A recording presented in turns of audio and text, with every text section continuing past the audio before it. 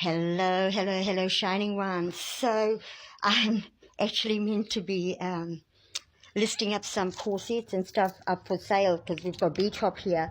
But anyway, one of the ones that I've had for a long time, but I never got the chance to wear it, is one I tried on today again, and I've decided to keep it, for future photo shoots or whatever happens, but because it looks so good.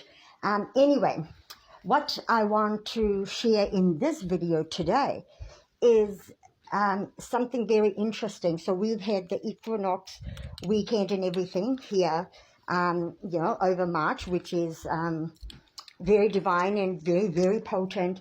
So the morning of the 22nd of March, which also coincides with, in some traditions and belief systems, they honor Mary Magdalene on that date. So that sort of chimes in with that. Now, the morning of the 22nd of March, which was a Saturday here for us in New Zealand, the beautiful Carmel from Starseeds of Aotearoa, the group, she hosted a live and shared with us a sun meditation and connection and expansion for us to all tune into and to amplify our fields.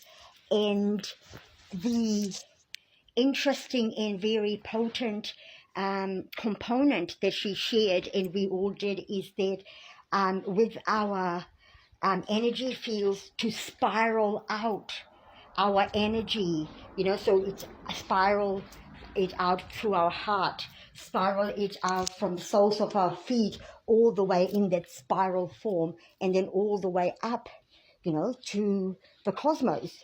And that set really, really well with me, and I didn't realize the potency of that, actually fully doing that wholeheartedly in the human. Because what actually happened is that later that day, I had to go and finish up a house clean, and it was just down the road. And since I didn't need to take any equipment, I decided to take a couple of, the laundry that I had in a bag and just walk down. And so that was really cool. That gives me a way of getting away from driving and being more present and, in my surroundings, and to also almost do a grid work by just, being in my energy and in my surrounding streets. So anyway, on the way back, as I was walking and, just looking around, looking at the clouds, and I had this awareness sort of come through with the analogy, that we all believe and know that we walk with our ancestors. We walk with our team, our spirit team, right? So as I am walking on the street, there's no one else on the road, and I then almost go into like a, like I'm there, living life, walking, and then I'm also observing myself. And then I also went into witness mode in that same time.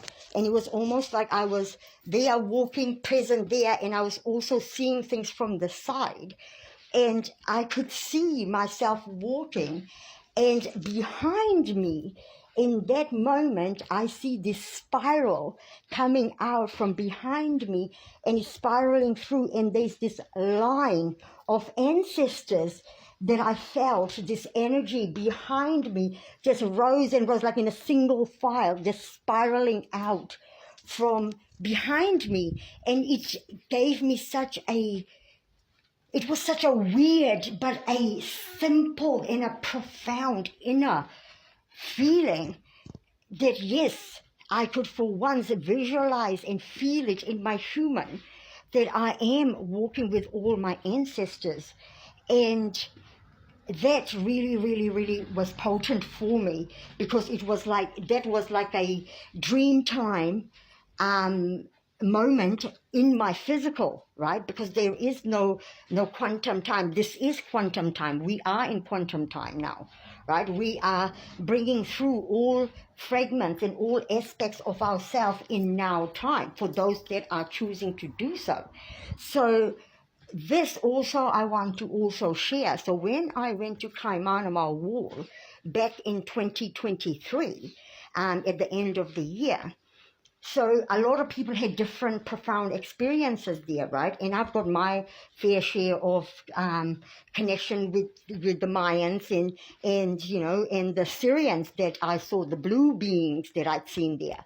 But what my profound experience was that when I went to the front of the wall where everyone goes, when I went to the front of the wall and I put my forehead on the stone, you know, gave it a forehead, third eye kiss. As I did that, through my third eye, all I was shown was this golden spiral, right? So the golden ratio, the golden spiral has been part of my journey.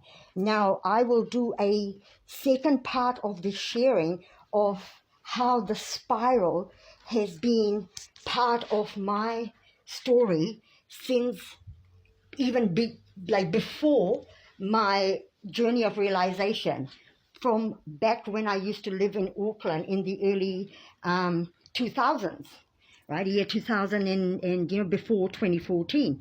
So for now, this is my first part share of the golden ratio and the spiral and the golden spiral, and how changing just the slightest thing, you know, in meditation or whatever. It's not giving, you know, showing disrespect to the way and the concepts that are already in play.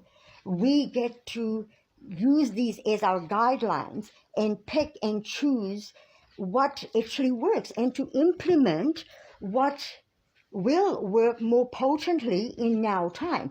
So for now, thank you for being here. Thank you for all that you do. And thank you for being authentic. I love you. Hello, Shining One. So I'm just making myself sit outside and relax in the hammock before it gets dark. And so I actually have a break. Some, you know, interventions that I do for myself to make sure that I look after myself and the human.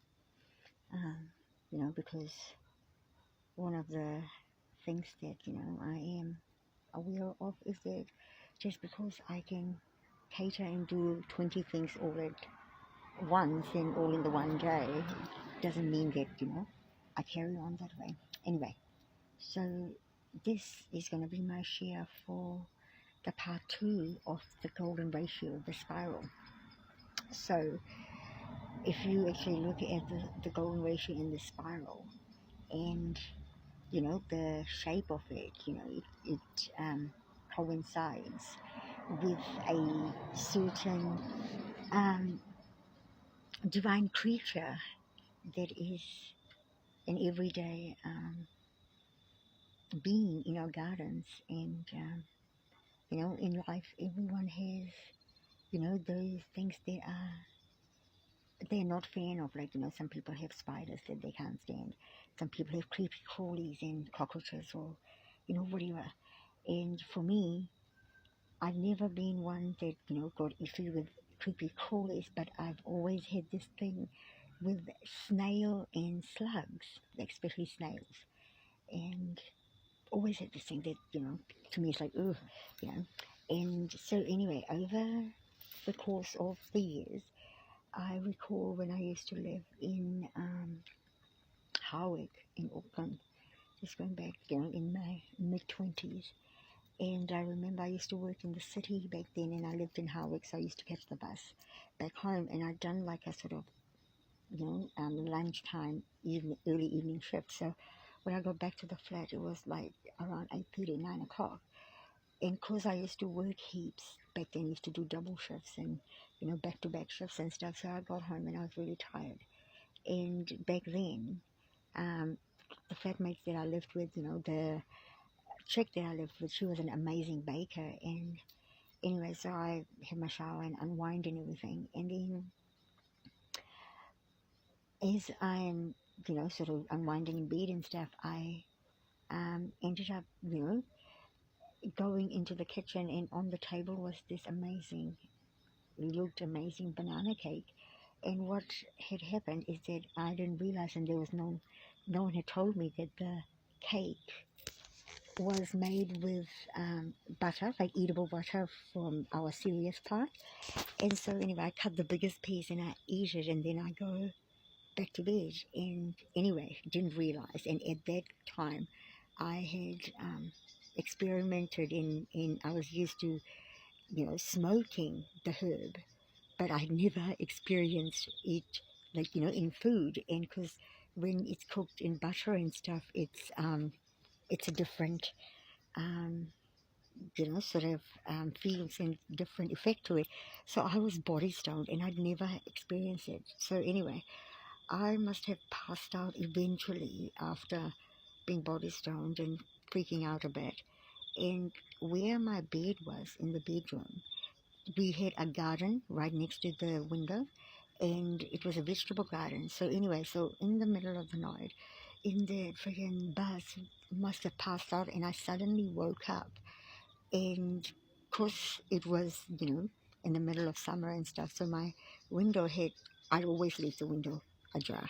And anyway, when I woke up, I was still a little bit body stoned, but I could start to move. But as soon as my eyes opened, right on the ceiling, directly above from me, was this snail. Like, and in that bus, it freaked me out. And I remember thinking to myself, going, holy crap, how determined are snails and slugs that it takes them so long to get wherever it is they're going, but they get there. And so I've always had this thing with snails and slugs, right? And with that sort of, explanation and reasoning why. And even now, I've got the same thing. So it wasn't until I met Carmel and, actually went through and listened to her first book, Super Manifester, and then joined Starseeds of Aotearoa, which I'm part of currently, because she's bringing through the astrology, um, which is going to be a first for the whole world, through the Maori perspective, through our New Zealand um, perspective. So this is quite a profound thing, and it turns out that what she writes in her book and how she explains everything, um, people like me have been already living by that, but we just didn't know it. So anyway, when she created the Starseeds of Aotearoa page, on the banner of it, the graphics and stuff, I seen that she'd put a snail on there. And so I asked her about it. And she then explained to me and shared her connection with the snail. And I then shared with her, like my quirky sort of, experiences with the snail. And then we both looked at each other, well, not looked at each other, but, through our conversations, came to, the realization that the snail and the shape of the snail's shell is actually the golden ratio. So we've had this sort of symbolism in plain sight, guiding us, and we just connected it all up like now when it's relevant.